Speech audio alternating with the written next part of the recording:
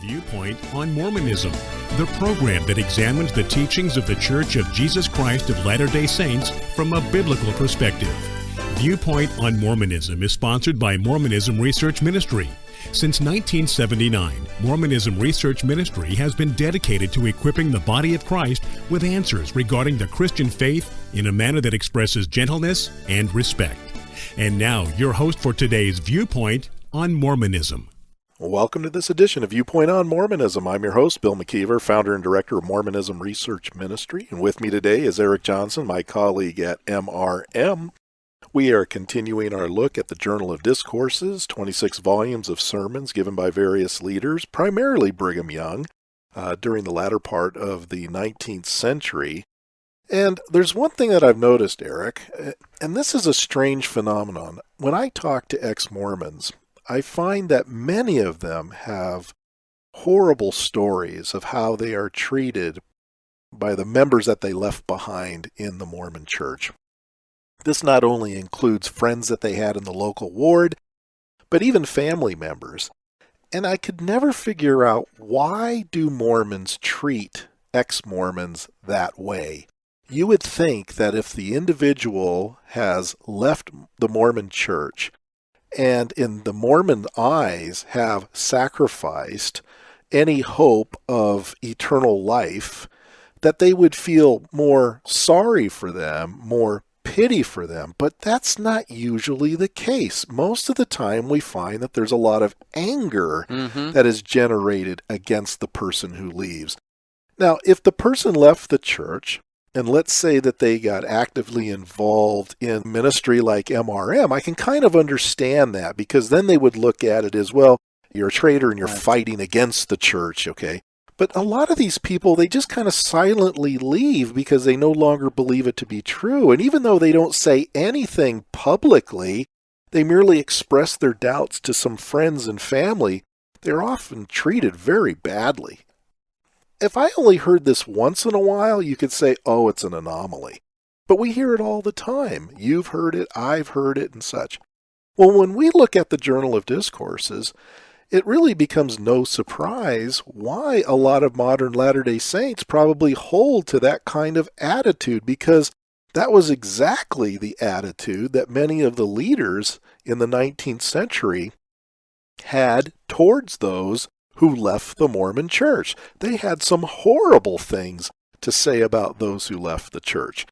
In the Journal of Discourses, Volume 1, I'm looking at page 83, where Brigham Young is going to tell the story about a dream he had. And this is just fascinating, but I want to go through this, and we can comment on some of the things that he says here. But folks, you need to hear what Brigham Young said. This is a sermon that he gave. The date was March 27th, 1853. He's speaking in the Tabernacle in Salt Lake City. And this is what he says. After giving a little bit of an introduction about apostates and his feelings towards apostates, he says, I will tell you a dream that I had last night. I dreamed that I was in the midst of a people who were dressed in rags and tatters. They had turbans upon their heads, and these were also hanging in tatters. The rags of many colors, when the people moved, they were all in motion. Their object in this appeared to be to attract attention. Said they to me, we are Mormons, Brother Brigham. No, you are not, I replied. But we have been, said they. And they began to jump and caper about and dance, and their rags of many colors were all in motion to attract the attention of the people. I said, you are no saints. You are a disgrace to them. Said they, we have been Mormons. By and by, along came some mobocrats, and they greeted them with, how do you do, sir? I am happy to see you. They kept on that way for an hour. I felt ashamed for them, for they were in my eyes a disgrace to Mormonism. Then I saw two ruffians, whom I knew to be mobbers and murderers, and they crept into a bed where one of my wives and children were. I said, you that call yourselves brethren, tell me, is this the fashion among you? They said, oh, they are good men, they are gentlemen. With that I took my large bowie knife that I used to wear as a bosom pin in Nauvoo, and cut one of their throats from ear to ear, saying, 'Go to hell across lots.' The other one said, 'You dare not serve me so.' I instantly sprang at him, seized him by the hair of the head, and bringing him down, cut his throat and sent him after his comrade. Then told them both, if they would behave themselves, they should yet live, but if they did not, I would unjoint their necks. At this, I awoke." Now, if that wasn't in the writing there, I would think you were just making all this up. well, it could be argued, come on, Bill, that was a dream. Have you not had strange dreams where you wake up going, what in the world was that all about? Yeah, I think everybody has. And certainly, I could not hold Brigham Young accountable for what he has in a dream, although some say that when you go to bed thinking about certain things, you have a tendency to maybe dream about those things as well. So maybe Brigham Young was thinking about those things, and that's what kind of led to this dream. But I don't think the Mormons can make that kind of an excuse for Brigham Young because of what he says afterwards.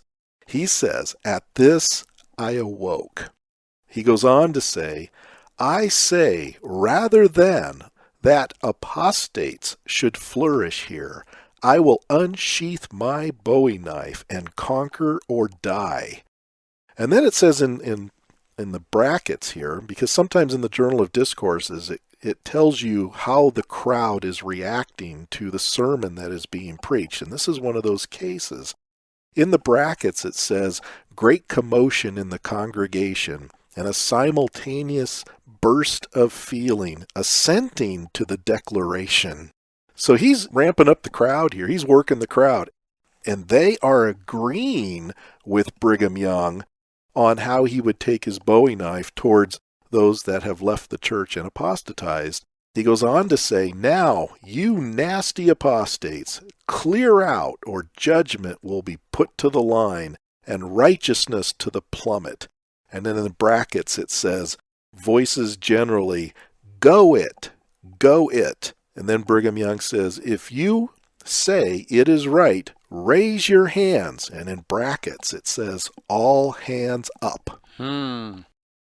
Then Brigham Young says, "Let us call upon the Lord to assist us in this and every good work." So he's calling this, obviously, a call to assassinate apostates as a good work. Well, can you imagine either being in that audience, thinking about maybe leaving the church, or hearing about this sermon later on?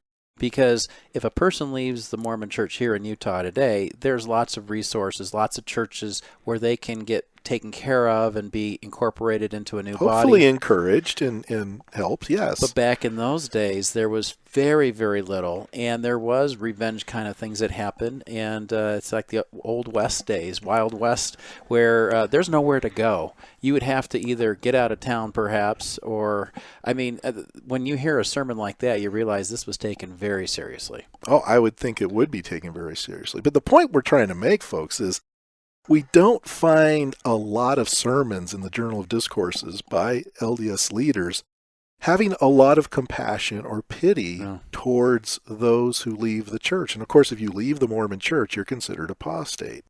What's another statement that we find? Well, Brigham Young also said on October 7th, 1857, in Journal of Discourses, Volume 5, page 332, he said this, "Brethren who have been on missions, can you see any difference in the people from the time you went away until your return?" And then in the brackets, as you mentioned earlier, the voices said yes. "You can see men and women who are 60 or 70 years of age looking young and handsome, but let them apostatize, and they will become gray-haired, wrinkled, and black, just like the devil." Black. Interesting, because there's that reference to the skin color, which, as we have said before, in early Mormonism, skin color had a lot to say about your spirituality. We find that in the Book of Mormon with Laman and his followers getting a dark skin. And here Brigham Young is making an allusion to dark skin as well. Can you imagine, though, a person who cares about the way they look and hearing that sermon thinking, my goodness, I better not leave the church or I'll turn... What if you're an old wrinkled black person listening to that? And everybody's looking at you like, oh, we know who you are. All kidding aside, it's sad because we see a lot of the casualties of the Mormon church. And what I mean by that is we have talked to literally hundreds of people who have left the Mormon church. They didn't leave the Mormon church because they wanted to go out and be hedonist. No. They had to go out and get a drink or go out and smoke or have a cup of coffee. Although there's a lot of Mormons who think that's why people do leave. I've seen it. I've seen comments in the Deseret News. I've seen comments in the Salt Lake Tribune from Mormons who, when they have articles about people who have left the church, they will make accusations that that's why they left. They couldn't live the high standard. Well, Mr. Latter-day Saint, I will guarantee you, give me 5 minutes talking to you and I will show you how you are not living up to the high standards either. Yep. What you have is the sin of pride that needs to be repented of. But sadly, we see a lot of these people being mistreated. It's tragic. I hear it all the time when I volunteer down at the Utah Lighthouse Bookstore on Saturdays. We get a lot of people who come in who are former Mormons, and I start talking to them about their experiences coming out of the Mormon church. It's sad because their whole family's turned against them, and they're the outcast. Well, if you're a Latter-day Saint out there who has recently left or is thinking about leaving, just know there are lots of resources here at mrm.org. But we have resources we can get you in touch with people and get you hooked into a good church where you live so that you can grow and become a strong believer in Jesus. If nothing else, we're here if you just need to talk. And a lot of people just need to unload some of these feelings that they have. Because a lot of people, when they get treated that way, naturally, it's a common response to get angry. Yeah. And so if you need someone to talk to about that, I get emails all the time, and people will say, I just need to talk to somebody. I have nobody to talk to. And we care. We actually do. We are not the Mormon enemies. We're not their enemies. If anything, because we are willing to tell them the truth, we are probably one of the best friends they could possibly have.